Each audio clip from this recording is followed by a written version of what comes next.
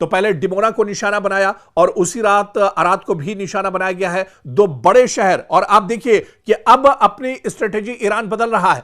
अब जो पहले जहां पर हमले ईरान कर रहा था, यानी तल अवीव की बात करें या यरूशलेम की बात करें, हैफा की बात करें, अब इन टारगेट के अलावा अब इजराइल के जो दूसरे बड़े शहर हैं जहां पर आईडीएफ के सेंटर है, जहां पर एटमी केंद्र हैं, एटम के मरकज हैं, पूरी तरह से न्यूक्लियर प्लांट जहां पर है डिमोना, अब इसी दरअसल नुकसान पहुंचाया जा रहा है। और सीधे सीधे सिक्योरिटी फोर्सेस जो इजराइल की हैं उन्हें बहुत बड़ा झटका अब ईरान ने दिया है और अराद पर काफी बड़ा हमला हुआ है। 1000 से ज्यादा लोग यहां पर जख्मी हुए हैं, 100 से ज्यादा लोग मारे गए हैं और दर्जनों इमारतें यहां पर तबाह बर्बाद हो गई हैं। चारों तरफ आग की लपटें और शोले दरअसल देखने को मिल रहे हैं। डिमोना दरअसल यह शहर खासतौर पर बहुत अहम है क्योंकि यहां इजराइल का न्यूक्लियर रिसर्च सेंटर है। मिसाइल बताया जा रहा है कि इसी सेंटर के करीब आकर गिरा है और यहां पर दरअसल कई लोग अब तक जख्मी हुए हैं।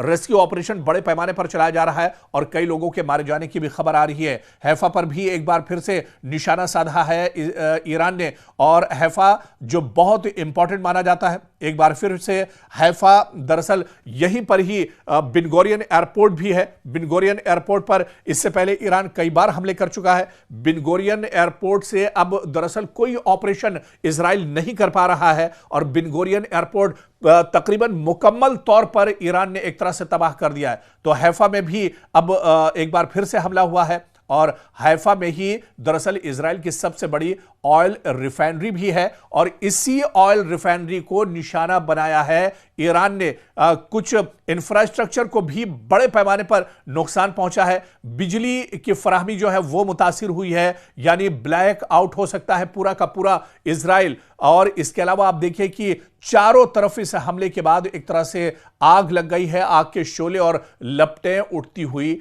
दिखाई दे रही हैं। तो इजराइल में तबाही की सूरत हाल है, चारों तरफ इस तरह की सूरत हाल नजर आ रही है। ईरान के कई मिसाइल इजराइल के एयर डिफेंस सिस्टम को चकमा देकर जमीन पर गिरते हैं, अपने टारगेट को निशाना बनाते हैं और इसमें काफी नुकसान इजराइल को उठाना पड़ रहा है। बहुत सी जगहों से आग के शोले उठते दिख रहे हैं, हजारों इमारतें जमींदोज हो गई हैं, शहर के शहर इजराइल में एक तरह से जल उठे हैं, आवाम में डर और खौफ का माहौल है। इस बीच पूरे इजराइल में स्कूल कॉलेजेस बंद कर दिए गए हैं, यानी अब यह जंग तेजी से बढ़ रही है, जंग का दायरा तेजी से बढ़ रहा है। मशरिक़ वुस्ता एक बार फिर आग की लपेट में पूरे तौर से आ चुका है। इजराइल पर ईरान के मुसलसल हमलों ने फजा को खौफ और बेचैनी से भर दिया है। रात के सन्नाटे में गूंजते धमाके, आसमान को चीरती मिसाइलों की आवाजें और हर तरफ बजते सायरन, ये सब एक संगीन सूरत हाल की अक्कासी इजराइल के अंदर कर रहे हैं। मुतादिद इलाकों में धमाकों के बाद इमारतों को नुकसान पहुंचा है, शीशे टूट गए और लोग अपनी जान बचाने के लिए पनागाहों की तरफ, जेर जमीन जो टनल्स बनाई गई हैं, जो गुफाएं बनाई गई हैं, उसकी तरफ लोग दौड़ते हुए नजर आ रहे हैं। जख्मियों की तादाद में लगातार इजाफा हो रहा है। आपको याद होगा कि इजराइल के वजीर सेहत यानी हेल्थ मिनिस्टर ने बाकायदा कई रोज पहले ही यह दावा किया था कि 4000 अफराद अब तक इजराइल के अंदर जख्मी हुए हैं, लेकिन अब यह तादाद दसियों हजार के ऊपर निकल गई है। 10,000 से ज्यादा लोग इजराइल के अंदर जख्मी हैं और मरने वालों की तादाद भी लगातार इजराइल के अंदर बढ़ रही है। आप खुद सोचिए, जब 10,000 लोग इस तरह ईरान के हमलों में अगर जख्मी हुए हैं अब तक, तो मरने वालों की तादाद भी 1000 के ऊपर एक तरह से इजराइल के अंदर पहुंच चुकी है। और इसके अलावा बड़े पैमाने पर शहर दर शहर इमारतों को नुकसान पहुंचा है। आईडीएफ के जो सेंटर है उन्हें नुकसान पहुंचा है। इसके अलावा बिन्यामिन नेतन्याहू का जो हेड ऑफिस है उसे भी निशाना बनाया गया। इसके बारे में डिटेल जानकारी हमने आपको दी थी। बिन्यामिन नेतन्याहू बाल बाल हमले में बचे थे और बिन्यामिन नेतन्याहू का जो ऑफिस है तल अवीव में, वहां पर भी ईरान का मिसाइल आकर गिरा था। तो ऐसे में पूरे इजराइल में दरअसल हाहाकार मचा हुआ है और पूरे इजराइल में रेस्क्यू टीमें